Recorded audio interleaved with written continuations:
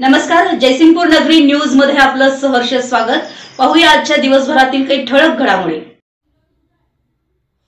Karmaveer multi-state Jaysingpur संस्थेच्या कोरोची शाखेचा स्थलांतर सोहळा।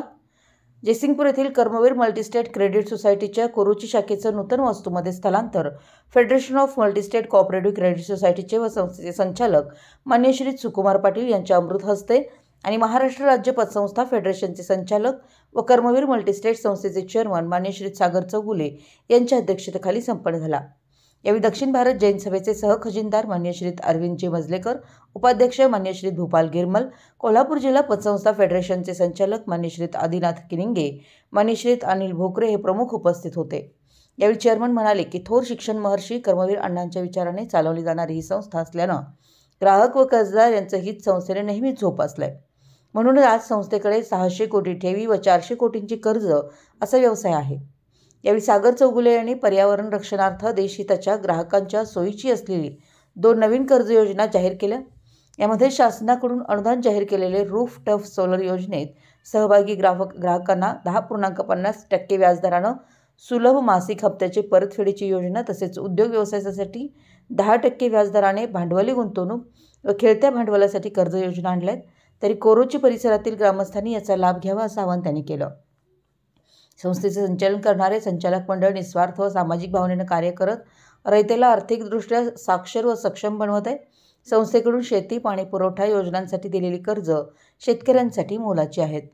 सर्वसामान्य जनतेचा विचार करूनच ठेवी व कर्जाच्या विविध योजना संस्थेने आणल्या आहेत।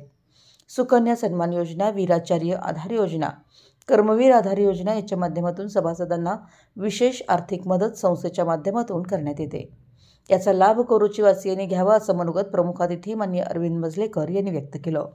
तर उद्घाटक श्री सुकुमार पाटील म्हणाले की कोरोची गावातील बऱ्याच सभासदांची शाखेची मागणी होती। मल्टीस्टेट सहकार कायद्यात झालेल्या सुधारणेमुळे शाखा मंजुरीला गती आली व पहिल्या यादीतच कोरोची शाखेचा समावेश करण्यात आला। आज शाखेकडे 5.30 कोटी ठेवी आहेत व 3.40 कोटींची कर्ज आहेत। संस्थेचा वाढता आलेख पाहूनच विस्तारित इमारतीमध्ये शाखेचं स्थलांतर करण्यात आलं आहे। तसेच यावेळी संचालक श्री भूपाल गिरमल, कोरोची गावचे सरपंच डॉक्टर संतोष भोरे, ज्येष्ठ सामाजिक कार्यकर्ते श्री दीपक पाटील यांनी मनोगत व्यक्त करून संस्थेच्या कामकाजाचं कौतुक केलं। या सोहळ्यासाठी उपस्थितांचं स्वागत व्हाईस चेअरमन सुभाष मगदुम यांनी केलं। यावेळी जैन मंदिर ट्रस्टचे अध्यक्ष कुमार कोथळे, तंटामुक्ती अध्यक्ष नितीन चौगुले, सेवा society chairman Adgonda Patil, Asharani Patil, engineer Jay Gath, Tatyasu Patil, Sheetal Patil, विजय बरगाले यांच्यासह कोरोची परिसरातील सभासद, ग्राहक, हितचिंतक बहुसंख्येने उपस्थित होते।